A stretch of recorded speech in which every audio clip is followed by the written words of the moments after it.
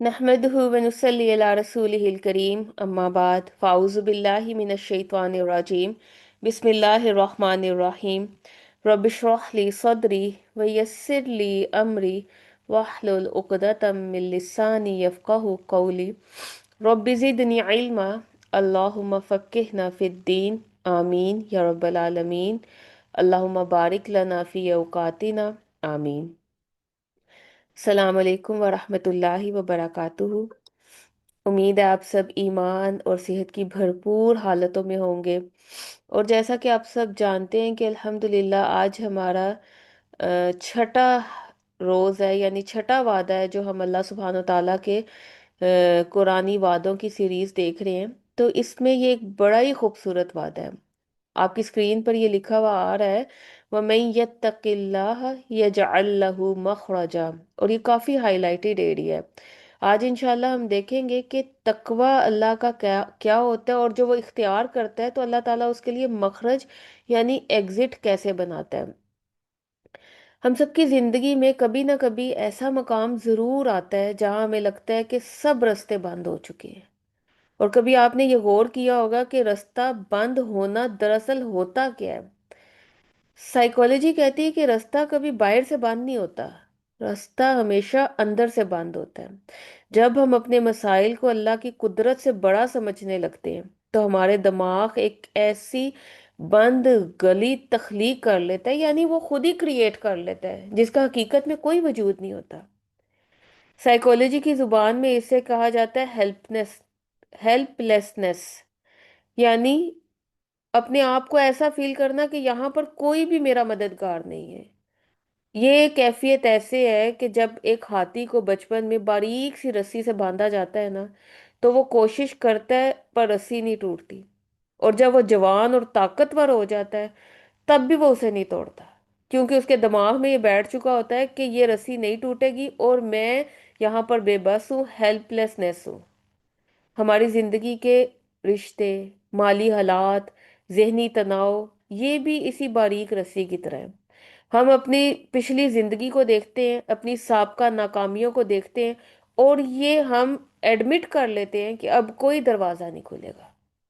हम भी ये भूल जाते हैं कि हम जवान हाथी की तरह ताकतवर हो चुके हैं, क्योंकि हमारे पास खालिक कायनात का वादा मौजूद है। अब जरा इसको मंतकी तौर पर सोचें। इस कायनात का जरा जरा एक छोटा सा एटम भी मुसलसल हरकत में है। कायनात का कोई निजाम साकिन नहीं है। तो फिर ये कैसे मुमकिन है कि मेरी जिंदगी या आपकी जिंदगी या हमारे मसाइल और हमारी परेशानियां एक जगह रुक जाएं? अगर सूरज डूबता है तो क्यों डूबता है? वो निकलने के लिए डूबता है। अगर सांस बाहर निकलती है तो दोबारा अंदर आने के लिए निकलती है। खालिक ने कायनात के डीएनए में रास्ता बनाना लिख दिया है। फिर हम ये कैसे तसव्वुर कर सकते हैं कि अल्लाह सुब्हानो ताला ने हमारे लिए कोई एग्जिट नहीं रखा होगा? क्योंकि मायूसी और डिप्रेशन दरअसल इस बात का एतराफ होता है कि नाउजुबिल्ला अल्लाह के खजाने खत्म हो गए हैं, या वो मुझे भूल चुका है और अब मेरी जिंदगी बेकार हो चुकी है। तो जब आप ये कहते हैं ना कि अब कोई रास्ता नहीं बचा, तो हम दरअसल अल्लाह की सिफ्त अल फत्ताह यानी रास्ता खोलने वाले का इनकार कर देते हैं। आप देखें कि जब मिट्टी के सीने में दबा हुआ एक छोटा सा बीज मनोवजनी मिट्टी को चीर कर बाहर निकलने का रास्ता ढूंढ सकता है, वो अपना एग्जिट पॉइंट बना लेता है। तो क्या अल्लाह सुब्हानो ताला ने मुझे और आपको इस बीज से ज्यादा कमजोर पैदा की है? अब देखिए, सड़क पर चलते हुए आपने अक्सर नोट किया होगा कि कभी ऐसा दूर से जब हम जा रहे होते हैं तो हमें लगता है कि अब यहाँ डेड एंड है, रास्ता खत्म हो गया है। इसे कहा जाता है ऑप्टिकल इल्यूजन। लेकिन जैसे जैसे आप करीब पहुंचते जाते हैं और फिर मोड़ मुड़ते हैं तो पता चलता है कि रास्ता तो आगे भी मौजूद है। हमारी जिंदगी की बंद गलियां भी ऑप्टिकल इल्यूजन है। अल्लाह हमें उस मोड़ तक लाता ही इसलिए है ताकि हम अपनी रफ्तार आहिस्ता करें, क्योंकि मोड़ पे हमेशा हमेशा रफ्तार आहिस्ता होती है। हम अपनी जिंदगी में बहुत मस्त हुए होते हैं, अल्लाह ताला हमारी रफ्तार को आहिस्ता करता है, हमें सोचने समझने की सलाहियत देता है। ہم جب وہ موڑ مڑتے ہیں تو پھر ہمیں راستے دکھائی دینے لگتے ہیں جو ہمیں دور سے نظر نہیں آ رہے تھے. جب ہم اس بند گلی میں کھڑے ہوتے ہیں تو اللہ ہمیں ایک ٹول بھی دیتا ہے جسے قرآن تقوی کہتا ہے. عام طور پر ہم تقوی کو صرف تسبیح اور جائے نماز تک محدود کر لیتے ہیں، لیکن تقوی کی اصل حقیقت کیا ہے یہ جان کر ہم چونک جائیں گے. عام طور پر تقوی کا مطلب صرف اللہ سے ڈرنا لیا جاتا ہے. یہ ایسا ہی تصور دیتا ہے جیسے کوئی ظالم بادشاہ ہے جسے ڈرا جائے. لیکن یاد رکھیے تقوی ڈر یا خوف نہیں، بلکہ محبت میں احتیاط برتنے کا نام ہے. تقوی ہماری روح کا امیونٹی سسٹم ہے. جس طرح ہمارے جسم کا امیونٹی سسٹم ہے ہمیں جرم سے بچا کر ہمیں صحت مند رکھتا ہے، بالکل اسی طرح تقوی ہماری روح کا مدافعتی نظام ہے. یہ ہمیں گناہوں کے وائرس سے بچاتا ہے تاکہ ہمارا اندرونی سکون بیمار نہ پڑ جائے. اور تقوی کا مطلب پابندی نہیں ہے بلکہ پروٹیکشن ہے. جیسے ایک پائلٹ جہاز کو بادلوں سے بچا کر بلندی پر لے کے جاتا ہے، کیوں؟ تاکہ مسافر محفوظ رہے. ایسے ہی تقوی ہماری زندگی کی پروٹیکشن کرتا ہے. سائیکالوجی کی جدید اصطلاح میں بھی اس کو کہا جاتا ہے کہ یہ ایک ہائپر ویجیلنس ہے. یہ اس احساس کا نام ہے کہ میرا رب مجھے دیکھ رہا ہے. جب آپ کو پتا ہوتا ہے نا کہ کیمرہ آن ہے تو آپ کا رویہ ہی بدل جاتا ہے. تقوی یہ شعور ہے کہ کائنات کا سب سے بڑا کیمرہ ہمیشہ ہی آن ہے، اور وہ کہاں لگا ہوا ہے؟ اللہ سبحانہ و تعالیٰ کے پاس. یہ ڈر نہیں ہے کہ اللہ سزا دے گا، یہ فکر ہے کہ کہیں میرا رب مجھ سے ناراض نہ ہو جائے، روٹھ نہ جائے. بالکل ویسے ہی جیسے کبھی آپ اپنے کسی پیارے کے سامنے اس ڈر سے محتاط بیہیویئر کرتی ہیں کہ کہیں وہ مجھ سے ناراض نہ ہو جائے.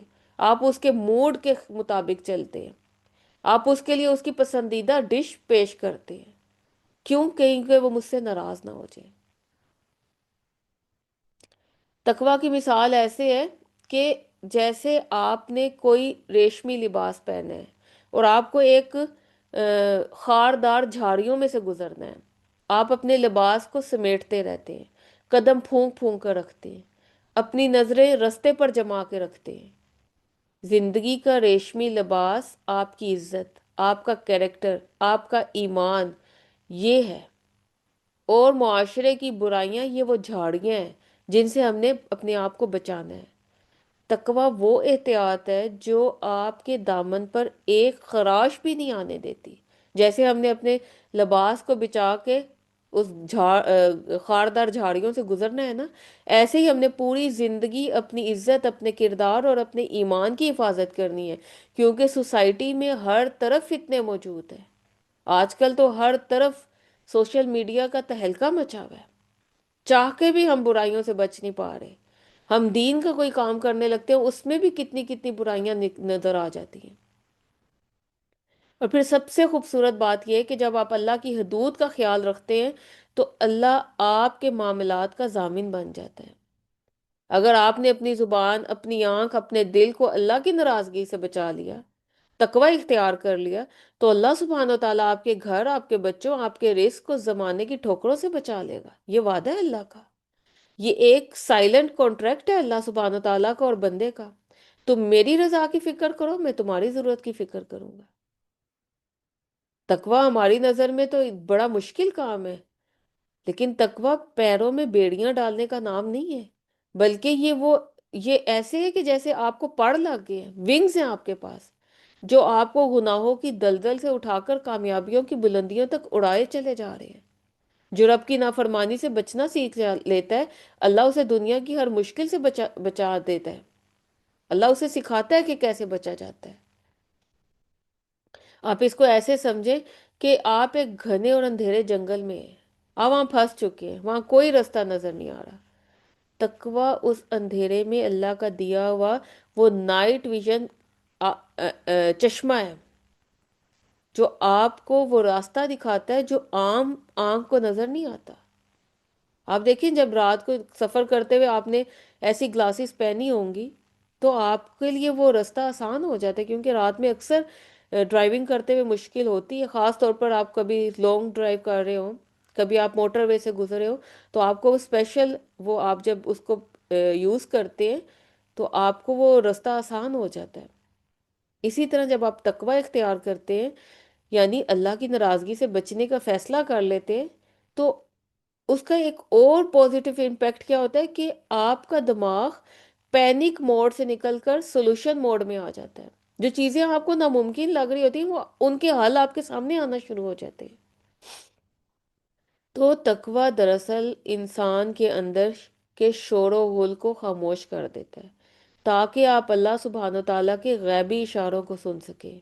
اور پھر کیا ہوتا ہے کہ اللہ آپ کو مخرج دے دیتا ہے، ایگزٹ پوائنٹ دے دیتا ہے، راستہ دے دیتا ہے کہ یہ راستہ ہے، یہاں سے نکل سکتے ہیں۔ اب اس مخرج کو ذرا سمجھ لیں، کیونکہ یہ ایک سحر زدہ لفظ ہے۔ وَمَن يَتَّقِ اللَّهَ يَجْعَل لَّهُ مَخْرَجًا۔ مخرج کیا ہے؟ یہ ایک تخلیقی راستہ ہے۔ عربی زبان میں مخرج صرف بنے بنائے راستے کو نہیں کہتے، اس کا مادہ کیا ہے؟ خروج۔ اور اللہ تعالیٰ نے یہ لفظ یوز کیا یجعل، یعنی اللہ تعالیٰ بنائے گا۔ اللہ تعالیٰ یہ نہیں کہہ رہا کہ میں تمہیں راستہ دکھا دوں گا، بلکہ اللہ تعالیٰ فرما رہا ہے کہ میں راستہ پیدا کر دوں گا۔ ہو سکتا ہے جس دیوار کے سامنے آپ کھڑے ہو کے رو رہے ہیں وہاں پہلے کوئی دروازہ ہی نہ ہو، لیکن جیسے ہی آپ نے تقوی کو اون کیا، اللہ اس ٹھوس دیوار کے ایٹمز کو حکم دے گا کہ ہٹ جاؤ، یہاں راستہ چاہیے، میرے بندے کو یہاں سے گزرنا ہے۔ آپ اس کو ایسے بھی سمجھے، جب سیلاب آتا ہے نا تو پانی کے سامنے بڑی بڑی دیواریں آتی ہیں، پانی کیا کرتا ہے؟ وہ دیوار کو ٹکر مار کر وہیں نہیں رک جاتا، بلکہ وہ اپنا مخرج خود بناتا ہے۔ یا تو وہ دیوار کے نیچے سے راستہ نکالتا ہے، یا دائیں بائیں سے، یا پھر تو کبھی دیوار کے اوپر سے ہی گزر جاتا ہے۔ اللہ نے پانی کو مخرج کی صفت دے رکھی ہے، تو انسان جس نے اپنے رب کے لیے اپنی خواہشات کو قربان کیا، تقوی اختیار کیا، تو کیا اللہ اس کے لیے وہ مخرج نہیں بنائے گا؟ جب آپ متقی بنتے ہیں تو آپ کی روح پانی کی طرح لچکدار ہو جاتی ہے، دنیا کی جو پریشانیاں ہیں آپ کے لیے دیواریں کھڑی کر دیتی ہیں، اللہ ان دیواروں کے بیچ میں سے آپ کے لیے سرنگیں کھود دیتا ہے۔ اور پھر آگے آپ دیکھیں وَيَرْزُقُهُ مِنْ حَيْثُ لَا يَحْتَسِبُ۔ مخرج وہاں سے نکلتے ہیں جہاں آپ کا گمان بھی نہیں ہوتا، جہاں آپ کی کیلکولیشن ختم ہو جاتی ہے۔ اگر آپ کو پتا ہو کہ فلاں بندہ میری مدد کرے گا تو یہ تو مخرج نہیں ہے، یہ تو آپ کی پلاننگ ہے۔ مخرج یہ ہے کہ آپ کے پاس زیرو بیلنس ہے، سارے فون نمبرز بلاک ہیں، سفارشیں فیل ہو گئی ہیں، اچانک کوئی انجان شخص یا کوئی ایسا واقعہ ہوتا ہے جس سے آپ کا وہ کام ہو جاتا ہے جو آپ نے خواب میں بھی نہیں سوچا تھا۔ یہ ہے مخرج، یہ ہے یجعل لہ مخرجا۔ اللہ تعالیٰ نے وہ راستہ کھول دیا، خود بنا دیا۔ ہماری زندگی میں کہیں نہ کہیں ایسا تو موڑ آیا ہے کہ جب ہم نے یہ سمجھ لیا کہ بس اب ختم، یہاں میرا کیریئر ختم، یہاں میرا رشتہ ختم، یہاں میری عزت ختم، کچھ نہ کچھ تو ہوا ہے، یہ تو ناممکن ہے، یہ ہو ہی نہیں سکتا۔ وہاں سے جو غیبی ہاتھ آپ کو نکال کر لایا تھا نا، وہ آپ کی عقل نہیں تھی، وہ اللہ کا بنایا ہوا مخرج تھا۔ اور وہ راستہ کب کھلا تھا؟ ہو سکتا ہے کبھی آپ نے اس لمحے گناہ سے توبہ کی، ہو سکتا ہے آپ نے کسی کی تلخ بات پر صرف اللہ کی خاطر خاموشی اختیار کی، وہ تقوی کی ایک چھوٹی سی رمق اختیار کی جس نے کائنات کے پہیے کو آپ کے حق میں گھما دیا۔ اللہ کا مخرج ان لوگوں کے لیے نہیں ہے جو صرف گھر بیٹھے معجزوں کا انتظار کرتے ہیں، یہ ان لوگوں کے لیے جو مشکل کے پہاڑ کے سامنے بھی اللہ کی نافرمانیاں نہیں کرتے۔ جب آپ اللہ کے لیے اپنی انا اور اپنے غصے کو ذبح کرتے ہیں تو اللہ آپ کی مشکل کو ذبح کر دیتا ہے اور وہیں سے کامیابی کا راستہ نکالتا ہے، کیونکہ یہ ایگزٹ کوئی اتفاق نہیں ہے، بلکہ باقاعدہ الہی نظام ہے جو صرف ایکٹیو ہی متقی لوگوں کے لیے ہوتا ہے۔ اب ہم دیکھیں گے کہ نفسیاتی اور سائنسی حقیقت کیا کہتی ہے۔ ہم اکثر کہتے ہیں کہ تقوی سے راستہ کیسے نکلے گا؟ اس کا جواب ہمارے اپنے ہی دماغ کے ڈیزائن میں چھپا ہوا ہے۔ جب انسان پر مشکل آتی ہے نا، تو وہ تقوی سے خالی ہو جاتا ہے، یعنی وہ اس کے شعور میں یہ چیز ہو جاتی ہے کہ یہ تو ہونا ہی نہیں ہے، اس کا دماغ جو ہے وہ ہائی جیک ہو جاتا ہے۔ اس کیفیت میں انسان کو صرف دیواریں نظر آتی ہیں، وہ خوف میں، غصے میں، ناشکری میں ایسے فیصلے کرتا ہے، ان کا امپیکٹ کیا ہوتا ہے کہ مزید راستے بند ہوتے چلے جاتے ہیں، یعنی ایک کے بعد ایک دیوار کھڑی ہو جاتی ہے۔ تو بے یقینی اور گناہ انسان کے اندر ایک مینٹل فوگ پیدا کر دیتے ہیں، جس کا ریزلٹ کیا ہوتا ہے کہ سامنے موجود دروازہ بھی نظر نہیں آتا۔ آپ نے دیکھے فوگ میں آپ کو کوئی چیز سامنے کی نظر نہیں آ رہی ہوتی۔ اب تقوی کیا کرتا ہے؟ وہ آپ کے اعصاب کو ٹھہراؤ دیتا ہے، جسے آج کی سائنس مائنڈ فلنس کہتی ہے۔ جب آپ متقی بنتی ہیں تو آپ کا لاشعور یہ جان لیتا ہے کہ میرا رب میرے ساتھ ہے، میں اکیلی نہیں ہوں۔ اس کا پھر رزلٹ کیا ہوتا ہے کہ یہ جو ایک احساس جنم لیتا ہے نا، یہ انسانی جسم میں سٹریس ہارمونز کو کم کر دیتا ہے۔ جیسے ہی ہارمونز جو ہے وہ ڈاؤن ہوتے ہیں، دماغ کا وہ حصہ جو ہے وہ شعور کی طرف آتا ہے جو پرابلم سولوی کا ذمہ دار تھا، اس نے فیصلہ کرنا تھا۔ تو اللہ کا مخرج اکثر آپ کی اپنی اسی بدلی سوچ کے ذریعے ظاہر ہوتا ہے، جو تقوی کے بغیر ممکن نہیں تھی۔ ایک ریسرچ کے مطابق یہ پتہ چلتا ہے کہ جو لوگ اپنی خواہشات پر قابو پانا جانتے ہیں نا، اور یہ خواہشات پر قابو پانا کیا ہے؟ یہ تقوی کی روح ہے۔ کیونکہ جب ہم اپنی مرضی کی زندگی گزارتے ہیں تو تقوی سے بالکل خالی گزارتے ہیں۔ جب ہم اپنی نفس کو دبا لیتے ہیں، اس خواہشات پر قابو پاتے ہیں، تو تب ہم تقوی کے مطابق زندگی گزارتے ہیں۔ تو جو لوگ ایسا کرتے ہیں وہ زندگی کی مشکلات میں دوسرے عام انسانوں کے مقابلے میں 50% زیادہ تیزی سے باہر نکل آتے ہیں، کیونکہ ان کے پاس وہ پاور آ جاتی ہے، وہ دیکھنے کی نظر آ جاتی ہے، وہ صلاحیت آ جاتی ہے۔ کیونکہ تقوی آپ کو فوری رد عمل دینے سے روکتا ہے، یعنی فوراً ریئیکشن نہیں آپ کرتے۔ مثلا کسی نے آپ کا حق مارا ہے، آپ کا جی چاہ رہا ہے آپ اسے بد دعا دے دیں، یا آپ اس کو ایسا بدلہ لیں کہ سمجھ آ جائے۔ اور یہ کیا ہے؟ یہ نافرمانی ہے، یہ اللہ تعالیٰ کا تقوی نہیں ہے۔ تقوی کیا ہے؟ صبر کرے، اللہ کے ڈر سے خاموش ہو، اور جب آپ ایسا کرتے ہیں، بہتر حکمت عملی اپناتے ہیں، تقوی اختیار کرتے ہیں، یہی وہ لمحہ ہوتا ہے جب اللہ آپ کے دماغ میں وہ آئیڈیاز ڈالتا ہے جو آپ کو اس مالی یا سماجی بحران سے نکال دیتا ہے۔ یاد رکھیے، مخرج یعنی یہ جو ایگزٹ ہے، یہ جو رستہ ہے، اس کے لیے نہیں کھلتا جو صرف روتا رہتا ہے، بلکہ اس کے لیے کھلتا ہے جو مشکل کے درمیان کھڑے ہو کر اللہ کی باؤنڈریز نہیں توڑتا۔ اگر آپ نے اپنی زبان پر تقوی کا پہرا بٹھا کے رکھا ہے نا، اللہ آپ کے رزق کے پہرے خود دے دے گا۔ اگر آپ نے اپنی سوچ میں تقوی کا پہرا رکھ دیا ہے، تقوی پیدا کر لیا ہے، تو اللہ آپ کے حالات میں معجزے پیدا کر دے گا۔ آگے دیکھیں، لا یحتسب، اس کو ذرا غور سے دیکھیں۔ اللہ سبحانہ وتعالیٰ آگے فرماتے ہیں وَيَرْزُقْهُ مِنْ حَيْثُ لَا يَحْتَسِبُ، اور اللہ اسے رزق دیتا ہے جہاں سے اسے گمان بھی نہیں ہوتا۔ اللہ تعالیٰ نے یہاں رزق دینے کے ساتھ شرط لگا دی ہے، من حیث لا یحتسب، یعنی ایسی جگہ، ایسی ڈائریکشن، ایسے طریقے جو تم نے کبھی سوچے بھی نہیں، وہم و گمان میں ان کا ذکر بھی نہیں ہوا۔ اس کو ہم چار مختلف پہلوؤں سے سمجھیں گے۔ پہلا کہ ہماری جو مادی کیلکولیٹر ہے، اس کا کمپیریزن کرنا ہے خدا کی تقسیم کے ساتھ، دا میتھمیٹیکل لاجک۔ ہماری عقل ہمیشہ میتھس کے یعنی ایڈیشن سبٹریکشن یہی اسی کے مطابق چلتی رہتی ہے۔ یعنی ہم اکثر سوچتے ہیں میرے شوہر کی تنخواہ تو اتنی ہے، اتنا خرچہ ہو گیا تو پھر میں کیا کروں گی، یہ رستہ تو نہیں ہے، یہ ایگزٹ تو نہیں ہے، یہ راستہ تو نہیں نکلے گا۔ لا یحتسب کی میتھمیٹک کیا ہے؟ یہ وہ مقام ہے جہاں آپ کے تمام مادی فارمولے ایرر دکھانے لگتے ہیں۔ جب اسباب کا سلسلہ ٹوٹ جاتا ہے، وہاں سے اللہ سبحانہ و تعالیٰ کا کن فیکون کا نظام شروع ہوتا ہے۔ اللہ آپ کو یہ بتانا چاہتا ہے تمہارا رزق، تمہاری ملازمت، تمہاری ڈگری، تمہاری مہارت، تمہاری تمام سکلز قیدی نہیں ہے۔ اللہ تعالیٰ کو نہیں چاہیے یہ سب کچھ۔ وہ کیا ہے؟ وہ مسبب الاسباب ہے۔ وہ مٹی سے سونا اور پتھر سے چشمہ نکالنے پر قادر ہے۔ پھر دوسری چیز کیا ہے؟ رزق کو دیکھیں، رزق کی وسیع تعریف دیکھیں۔ ہم نے رزق کا مطلب کیا لیا ہے؟ صرف پیسہ، جبکہ لا یحتسب کا رزق بہت وسیع ہے۔ ذہنی سکون کا رزق، آپ شدید بھی پریشان ہیں، اچانک کسی ایک بات یا قرآن کی ایک آیت آپ کے دل کو وہ سکون دے دیتی ہے جو آپ کروڑوں روپے خرچ کر کے نہیں خرید سکتے۔ یہ ہے لا یحتسب۔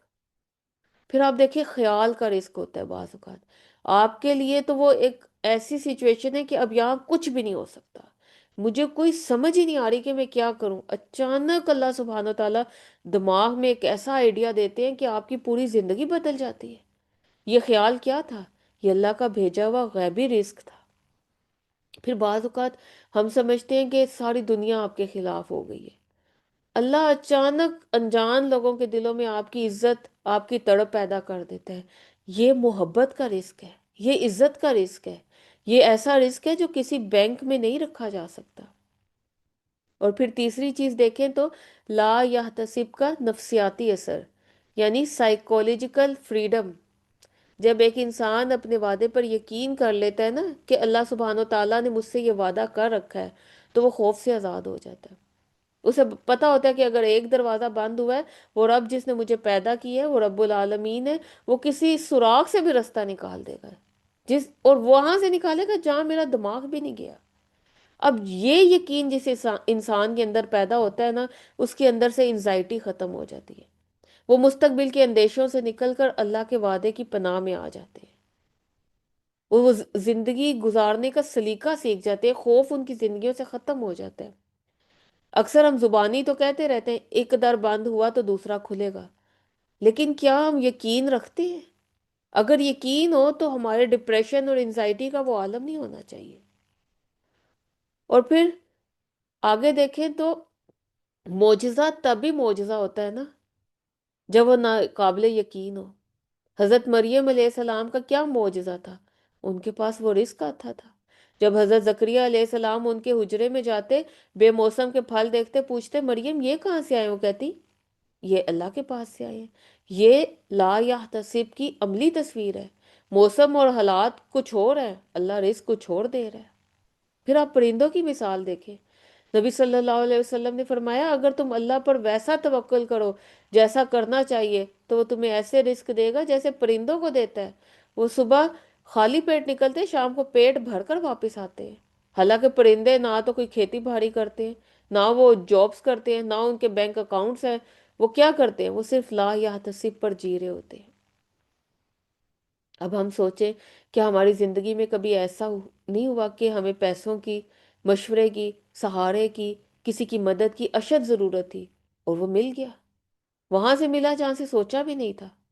جس رب نے اس وقت بن مانگے بن سوچے آپ کا برہم رکھا، تو کیا آج جہاں ہم یہ بیٹھ کر اس کو سوچ رہے ہیں، شعوری طور پر سمجھ رہے ہیں، کیا وہ میری اور آپ کو، آپ کی اس مشکل میں جو اس وقت بھی ہمارے دماغوں میں چل رہی ہے، کیا وہ اس سے نکلنے کا راستہ نہیں بنا دے گا؟ اور لا یحتسب کا مطلب یہ ہے کہ اپنی پریشانیوں کو گننا بند کر دو، اور گنو کس چیز کو؟ اللہ کی قدرت کو، اس کے کمالات کو۔ جب آپ اپنے گمان کو اللہ کے سپرد کر دیتے ہیں، آپ کی جو کیلکولیشن ہے وہ آپ نے اللہ کے سپرد کر دی ہے، اللہ اپنے معجزات کو آپ کے لیے عام کر دیتا ہے۔ اور پھر اس آیت کے سب سے طاقتور اور اطمینان بخش حصے کو ذرا دیکھیں۔ اللہ سبحانہ وتعالیٰ آگے فرماتے ہیں وَمَن يَتَوَكَّلْ عَلَى اللَّهِ فَهُوَ حَسْبُهُ، اور جو اللہ پر بھروسہ کرے تو اسے کافی ہو جاتا ہے۔ دیکھیں تقوی نے مخرج بنایا، لا یحتسب نے رزق کا انتظام کیا۔ اب باری آتی ہے اس حالت جنگ کی جس میں ہم ہر وقت جیتے ہیں۔ ہمیں پتہ ہے ہم نے تقوی بھی اختیار کر لیا، سب کچھ ہو بھی رہا ہے، اس کے باوجود ہم ڈرتے رہتے ہیں لوگ کیا کہیں گے، وہ فلاں میرا دشمن ہے، وہ کیا کرے گا، کل کو کیا ہوگا، مستقبل میں کیا ہوگا، میرے بچوں کا کیا بنے گا۔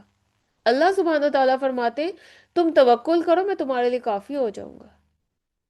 اب یہ جو اللہ تعالیٰ نے یہ لفظ استعمال کیا نا حسبہ، اس کو ذرا غور سے دیکھیں۔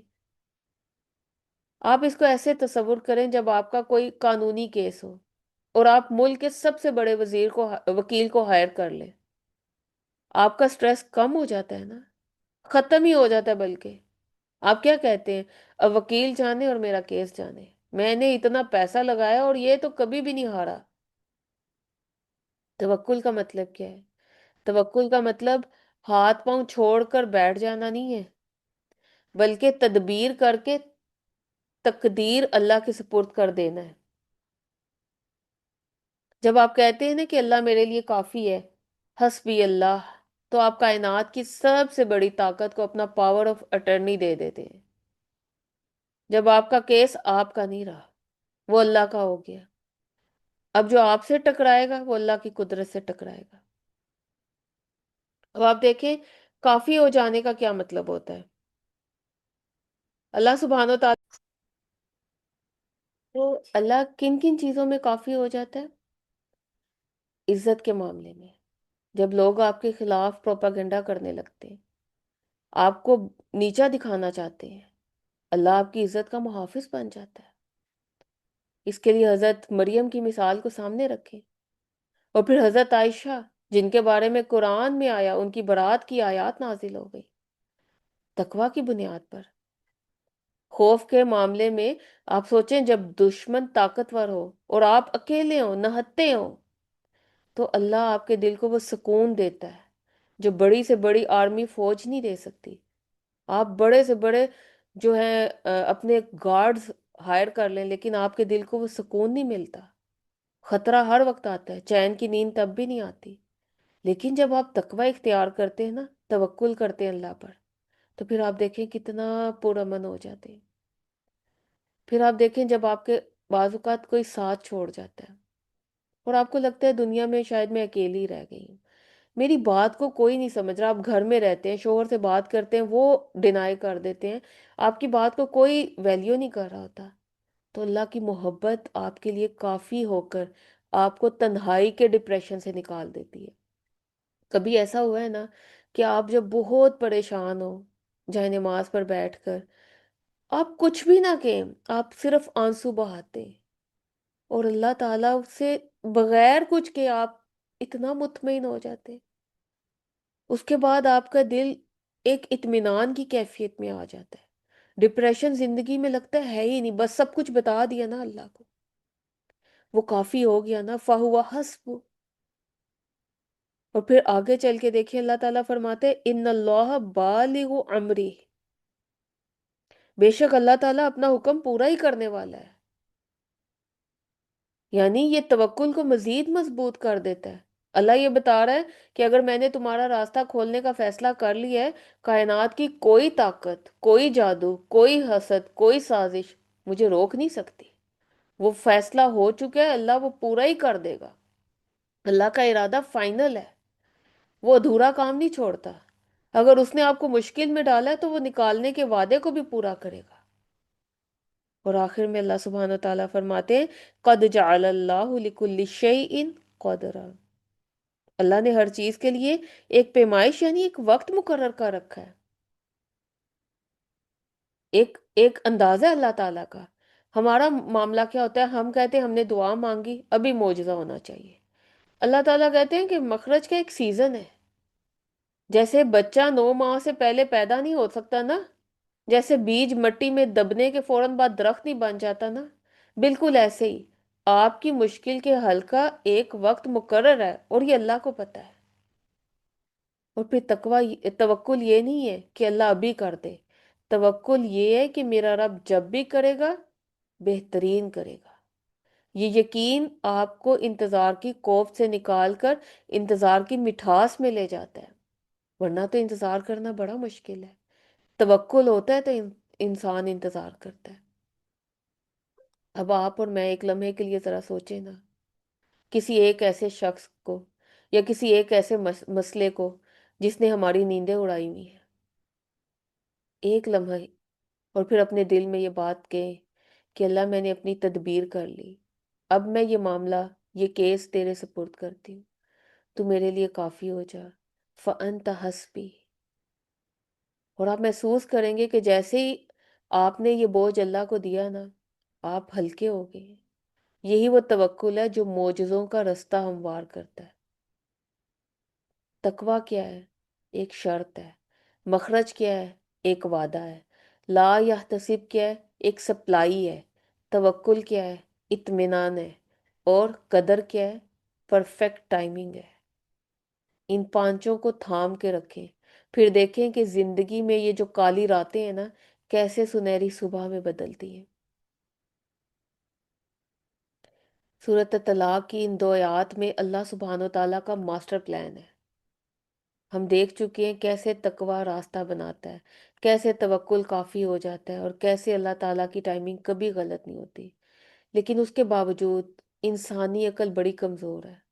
جب ہم پر مشکل آتی ہے تو ہمارا دل دھڑکنے لگتا ہے، اور پہلا سوال کیا آتا ہے؟ کیا آج کے دور میں ایسا ممکن ہے؟ کیا واقعی کوئی سبب نہیں ہے، جیب خالی ہے، دشمن سامنے ہے، راستہ بند ہے، غیب سے کچھ بھی نکل سکتا ہے؟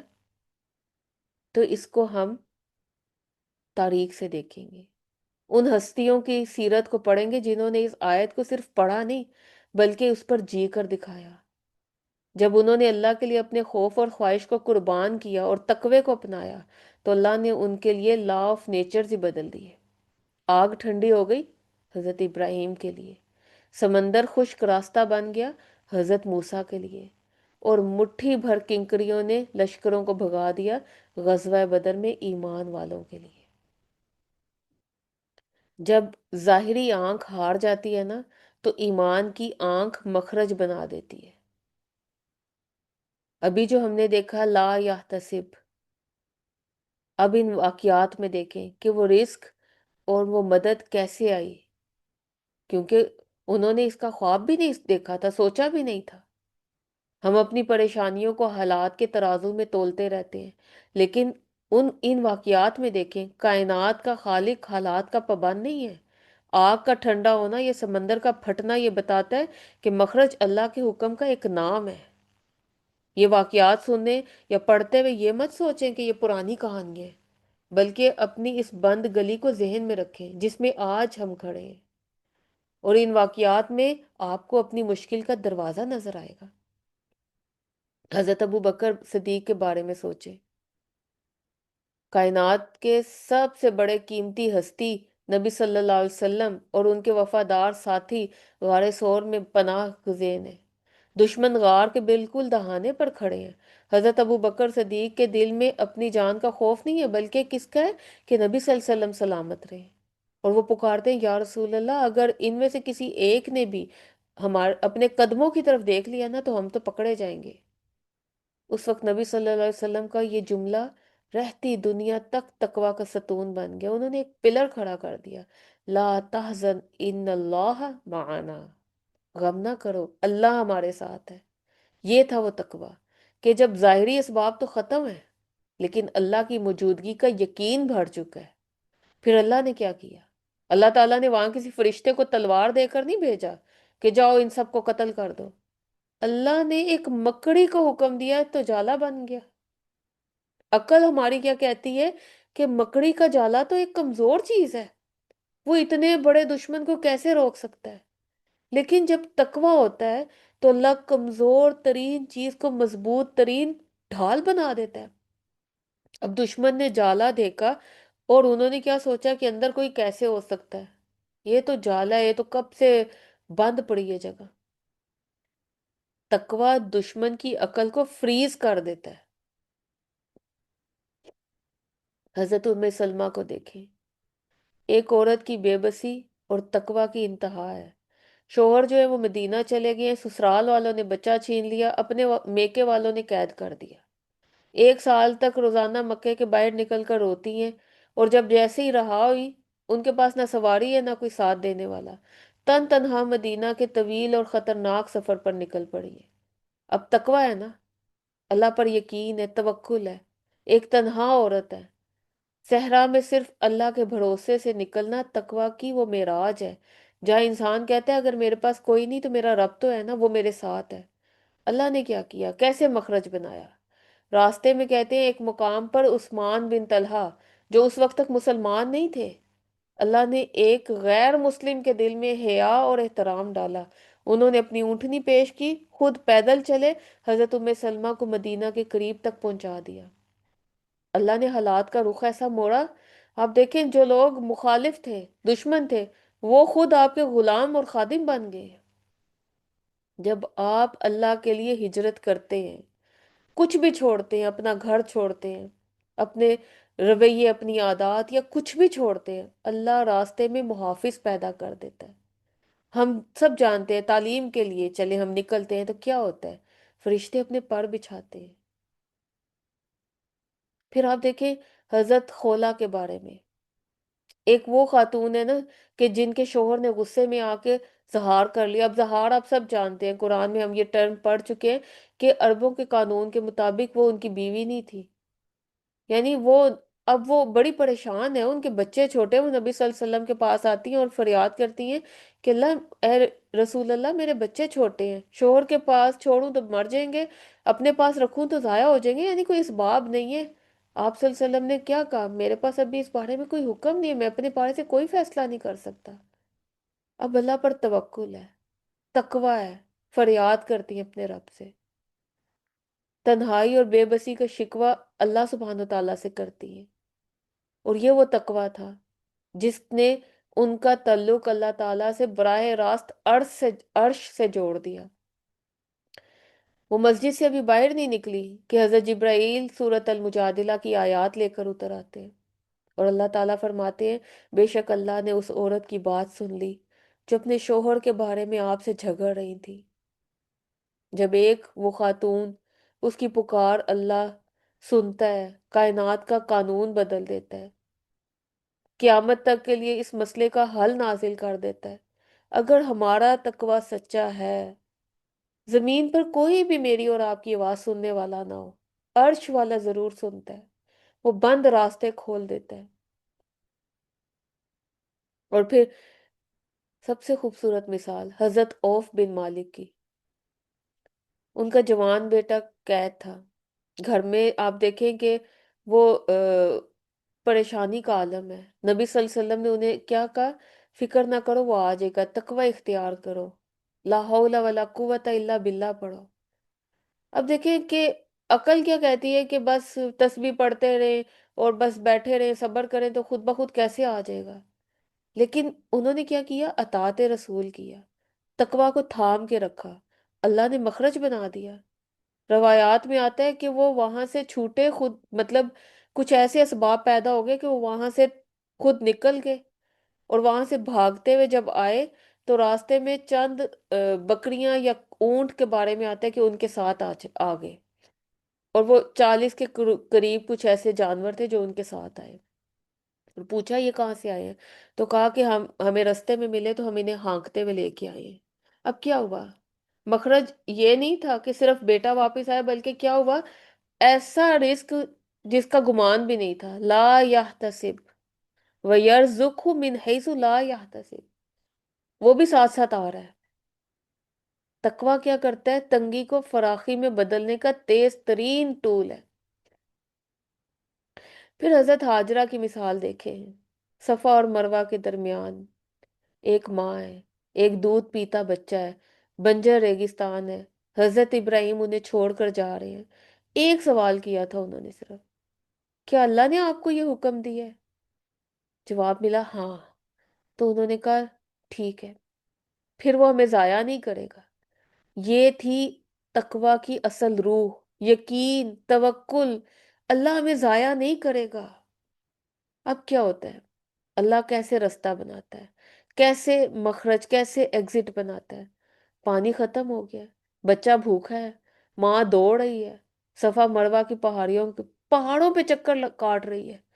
عقل کہتی ہے کہ پہاڑوں پر دوڑنے سے کیا پانی مل جائے گا، لیکن جب تقوی ہو تو اللہ ایڑیاں رگڑنے سے وہ چشمہ نکالتا ہے جو آپ دیکھیں ہزاروں سال بعد بھی آج بھی کروڑوں لوگوں کی پیاس بجھا رہا ہے۔ اللہ تعالیٰ تو آپ کی کوشش دیکھتا ہے، نتیجہ وہ اپنی قدرت سے نکالتا ہے۔ آپ دیکھیں کہ یہ ابھی کچھ مثالیں ہم نے پڑھی ہیں، تاریخ اور سیرت ان مثالوں سے بھری پڑی ہے۔ ان تمام مثالوں میں اگر دیکھا جائے نا، تو ایک چیز جو ہے وہ کامن ہے، کہ ان تمام لوگوں نے حالات کو نہیں دیکھا، بس اپنے رب کے وعدے کو دیکھا۔ تقوی جو ہے وہ ہمیں حالات کا غلام بننے سے بچاتا ہے۔ دنیا اسباب کی قیدی ہے، جبکہ مومن مسبب الاسباب کا ساتھی ہے۔ وہ اسباب بنانے والے پر یقین اور توکل رکھتا ہے۔ ہم سوچیں کہ ہماری زندگیاں ان سے زیادہ کٹھن ہے؟ کیا ہم پہاڑوں پر بھاگ رہے ہیں؟ کیا ہمارے لیے اتنی مشکل ہے کہ ہم حضرت ابراہیم کی طرح ہمیں آگ میں جلایا جا رہا ہے؟ کیا ہمارے پیچھے فرعون کے لشکر لگے ہوئے ہیں؟ کیا ہمیں غلامی یا زنجیروں میں قید کیا جا رہا ہے؟ اگر اللہ ان کے لیے ریگستان میں پانی اور غار میں جالا پیدا کر سکتا ہے نا، تو وہ ہماری پریشانی کا مخرج بھی پیدا کر سکتا ہے۔ اب ہم دیکھیں گے کہ ہم نے یہ وعدہ سن لی ہے، ہم نے کچھ سیرہ سے مثالیں بھی دیکھ لی ہیں، لیکن اگر ایمانداری سے ہم دیکھیں نا، تو ہمیں ابھی بھی لگتا ہے کہ کچھ کیا وجہ ہے کہ پھر ایسا کیوں نہیں ہوتا۔ تو ہم دیکھیں گے کچھ وہ دیواریں جو ہمارے اور اللہ کے معجزے کے درمیان کھڑی ہوئی ہیں۔ پہلی دیوار کیا ہے؟ ناشکری اور گلے شکوے۔ تقوی کی روح کیا ہے؟ رضائے الہی، یعنی اللہ کے فیصلے پر خوش ہونا۔ لیکن ہم کیا کرتے ہیں؟ ایک مصیبت آنے پر پچھلی 1000 نعمتوں کو بھول کر شکوہ کرنا شروع کر دیتے ہیں۔ اور پھر نفسیاتی طور پر کیا ہوتا ہے؟ جب آپ شکوہ کرتے ہیں تو آپ کا دماغ نیگیٹیوٹی میں چلا جاتا ہے۔ اللہ تعالیٰ کا قانون کیا ہے جو ہم نے ایک وعدہ پہلے پڑھا ہے؟ لَإِن شَكَرْتُمْ لَأَزِيدَنَّكُمْ۔ اگر شکر کرو گے تو دوں گا، اور زیادہ دوں گا۔ اب یہاں مخرج کیا ہوتا ہے؟ شکوہ کرنے والی زبان پر نہیں آتا، بلکہ الحمدللہ کہنے والے دل پر اترتا ہے۔ اگر آپ موجودہ تنگی پر اللہ کا شکریہ ادا نہیں کر رہے نا، تو آپ بڑی کشائش کو سنبھالنے کے اہل بھی نہیں ہیں۔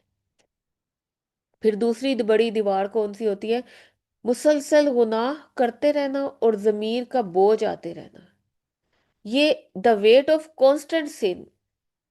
ہم راستہ تو مانگتے ہیں، لیکن اپنے ہاتھوں سے گناہوں کی دیواریں کھڑی کر کے اس کو اور بڑا کرتے چلے جاتے ہیں۔ ہماری زبانوں کو دیکھ لیں، غیبتیں کرنے کی عادی، بدگوئیاں، بد زبانیاں۔ یہ وہ گناہ ہیں جو ہماری نیکیوں کو ایسے کھا جاتے ہیں جیسے آگ لکڑی کو کھا جاتی ہے۔ کیا پتا آپ کا رستہ اس لیے بند ہو کہ آپ کی زبان سے کسی کا دل دکھا ہو؟ کیا پتا آپ کی زبان ہر وقت کی غیبت کی عادی بن چکی ہے؟ اور حقوق العباد، یہ تو اگر آپ کسی کا حق مار لیتے ہیں یا کسی کے لیے دل میں حسد رکھتے ہیں اور پھر گمان کرتے ہیں کہ اللہ تعالیٰ وَيَرْزُقْهُ مِنْ حَيْثُ لَا يَحْتَسِبْ کرے گا، تو یہ امید بھی نہیں کر سکتے ہم، جب تک کہ توبہ کے ذریعے ان دیواروں کو گرایا نہیں جائے۔ اس وقت تک مخرج کی روشنی اندر نہیں آئے گی۔ اور پھر تیسری دیوار، جلد بازی، یعنی اللہ تعالیٰ کی جو پرفیکٹ ٹائمنگ ہے اس کا ڈینائی کرنا، انکار کرنا، کیونکہ انسان فطرتاً جلد باز ہے نا۔ ہم چاہتے ہیں دعا مانگے معجزے ہونا شروع ہو جائے۔ اب حضرت یوسف علیہ السلام کو دیکھیں، جیل سے نکلنے میں برسوں لگے۔ کیا ان کا تقوی کم تھا؟ نہیں، بلکہ اللہ تعالیٰ نے ایک وقت مقرر کیا تھا۔ کس لیے؟ اللہ کی پلاننگ تھی نا۔ اگر وہ اس ٹائم باہر نکل جاتے تو پھر ایک عام زندگی گزارتے۔ اللہ انہیں براہ راست مصر کے تخت پر بٹھانا چاہتا تھا، اس لیے پرفیکٹ ٹائمنگ پہ ان کو باہر نکالا۔ اگر اکثر ہم دروازہ کھلنے سے 1 منٹ پہلے ہمت ہار جاتے ہیں۔ یاد رکھیں، مخرج اس وقت آتا ہے جب پیاس انتہا پر ہو اور بظاہر سب ختم ہو چکا ہو۔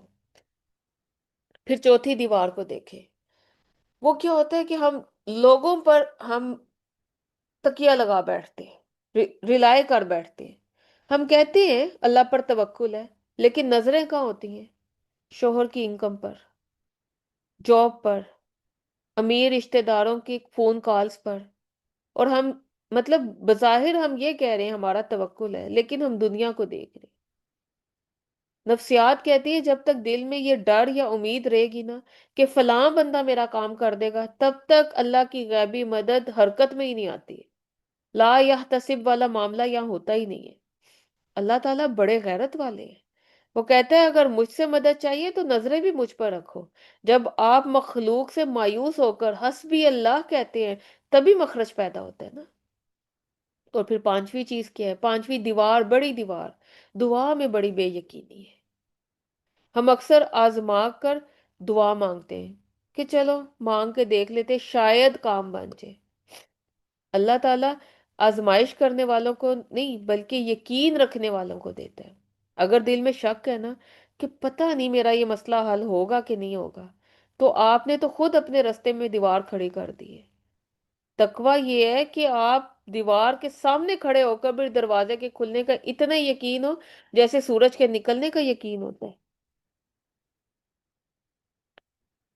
تو ہم میں سے ہر ایک نے سوچنا ہے، اپنی اس بڑی رکاوٹ کو، اس دیوار کو پہچاننا ہے جو آپ کو محسوس ہوتی ہے۔ کیا وہ غصہ ہے؟ کیا وہ ناشکری ہے؟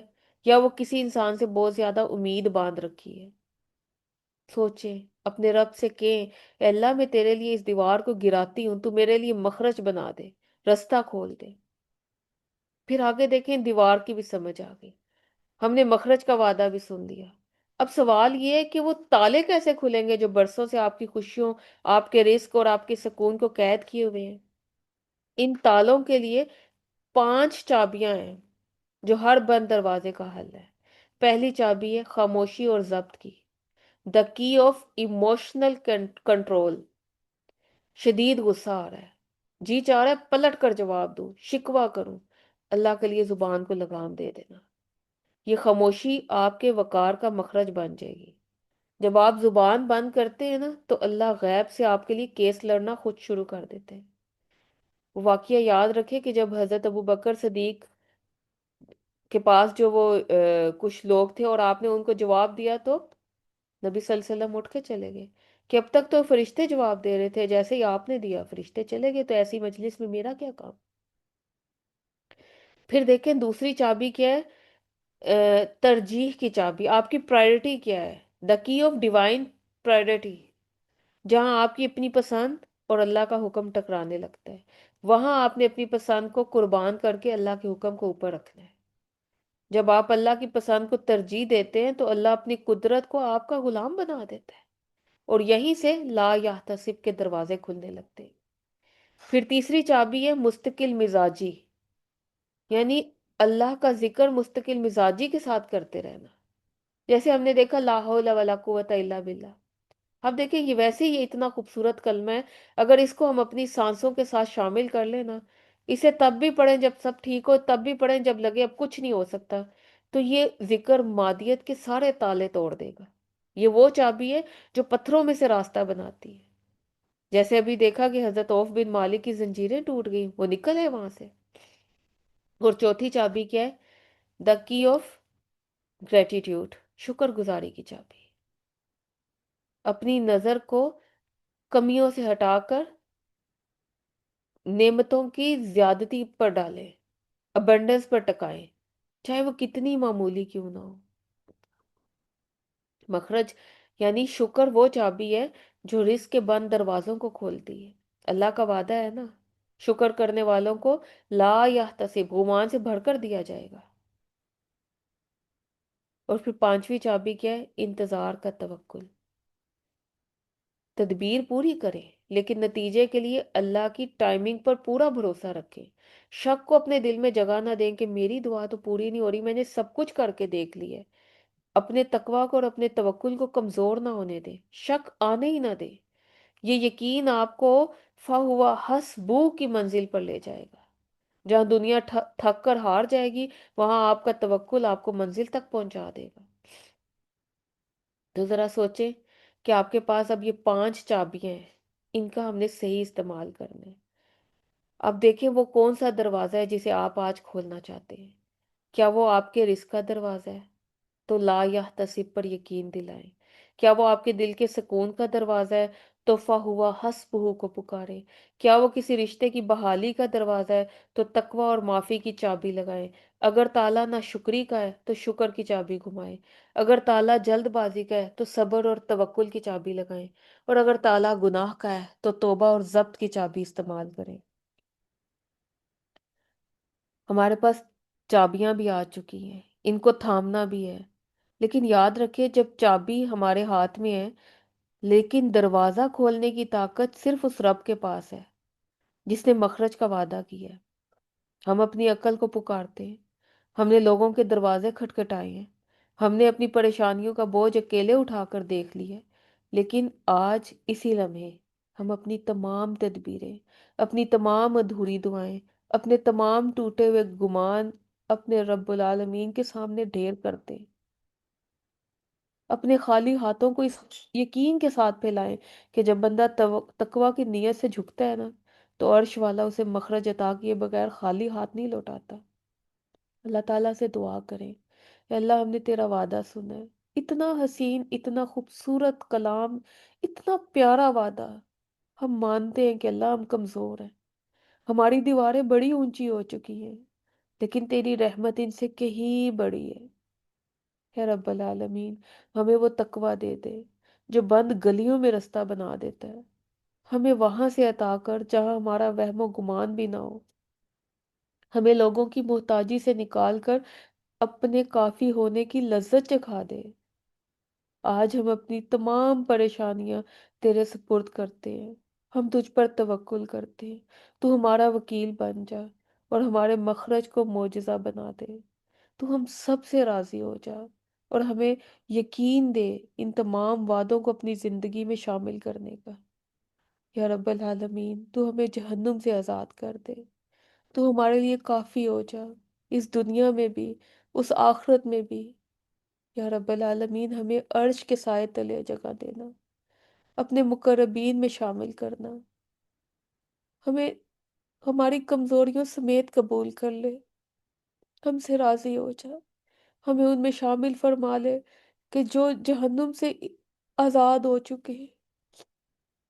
یا رب العالمین، تو ہمارے والدین سے بھی راضی ہو جا، تو ہماری اولادوں سے بھی راضی ہو جا، تو ہماری نسلوں سے بھی راضی ہو جا۔ یا رب العالمین، جن کے والدین اس دنیا سے جا چکے ہیں، یا جو بھی عزیز، ان کے بڑے بزرگ جو بھی اس دنیا سے جا چکے ہیں، ان سب پر رحم فرما، انہیں معاف فرما، ان کی قبروں کو کشادہ کر دے، ان کو کروٹ کروٹ جنت نصیب فرما، اور ہمارا بھی خاتمہ بالایمان کرنا، اپنی رضا کے وقت ہمیں موت نصیب کرنا، آسانی اور سہل والی مومن کی موت ہمیں نصیب کرنا، تو ہمیں ہمارے والدین کے لیے اور ہماری اولادوں کو ہمارے لیے صدقہ جاریہ بنا دے، تو ہمیں نبی اکرم صلی اللہ علیہ وآلہ وسلم کی شفاعت نصیب فرمانا، آپ صلی اللہ علیہ وآلہ وسلم کے ہاتھوں حوض کوثر پینا نصیب فرمانا، اپنے خالص بندوں میں شامل فرما لے، ہم سے راضی ہو جا۔ آمین یا رب العالمین۔ ربنا تقبل منا انك انت السميع العليم وتب علينا انك انت التواب الرحيم۔ سبحانك اللهم وبحمدك نشهد ان لا اله الا انت نستغفرك ونتوب اليك۔ السلام علیکم ورحمۃ اللہ وبرکاتہ۔